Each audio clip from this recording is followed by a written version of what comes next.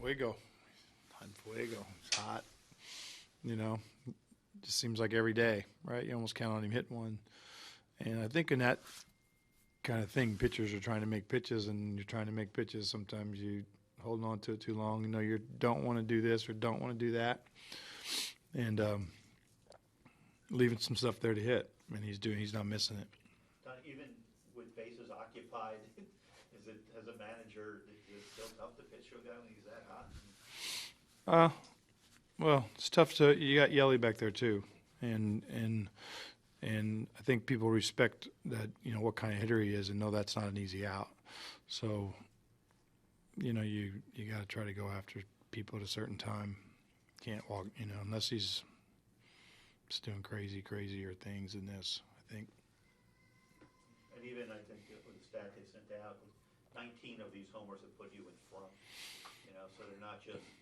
No, that was a huge home run today. Obviously, to be able to do that was, you know, give us that cushion. You know, we weren't able to add on. I was hoping to, you know, add on after that, but we were able to hang on. You know, we got some nice innings out of the pen. Mac comes in and gets two big outs right there in the sixth. Steck gives us a clean inning through the top of their order, and then. Really, with the guys I had really available, I thought Ellie was the guy. He's been throwing the ball better. He had that rough outing in Texas, but he had 4 scoreless, you know, since then. And, you know, felt like we wanted to put him in a position. I didn't necessarily think it was going to be the 8th, but in the 7th was the top of the order, and felt like that was a better spot for Steck. And so it really was just he was the guy today. Nicolino, just overall, what do you think? Pretty good, you know. He stayed aggressive. You know, after we got through that first time, seeing a lot more off speed, using his off speed, and then still being able to get the fastball in there when he needed to. So he did a nice job. And then Zig, you know, back to Zig at the end, he's able to get those outs. You know, the guy hits that bouncer up the middle with 2 outs. You know, you don't want to get that thing rolling. Reynolds is dangerous. You know, in any park, he's one of those guys with that kind of power that goes everywhere. So. You know, and then Parra's been, you know, really good, and he's a tough out. So, did a nice job. Does it surprise you at all that you get lots of injuries, obviously, your bullpen's really depleted, and yet you also kind of hung around and not caved at all?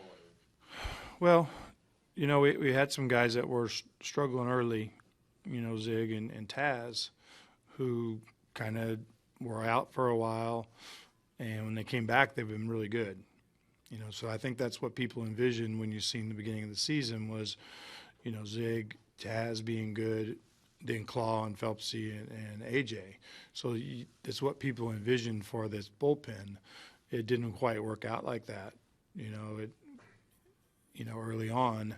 But now that they've came back, you know, Zig's been a dependable late inning guy, you know, in his career, and he's had, you know, a number of saves a few times, and Taz has been good. And then, you know, then we've had some guys kick in. Harlan's been really good for us. Steck's been good. So we've had some guys. Max having a good year again, and we're able to score.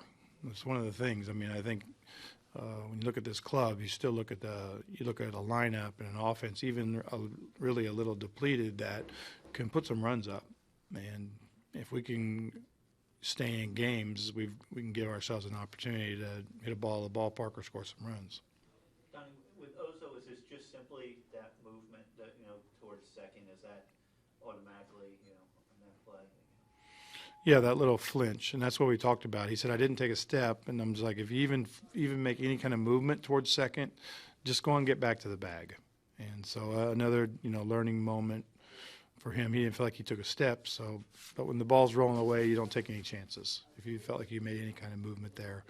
But again, I think it didn't hurt us in the standpoint of the final of the game. So hopefully it's something that we just continue to learn from and get better. Them not having Arenado, they lose him, his spot comes up, but that guy keeps the game alive. Yeah, I know. It's always scary when that guy that comes in is he end up being the guy you know, ends up hurting you. So, and he did in a sense, but we were able to get out of it.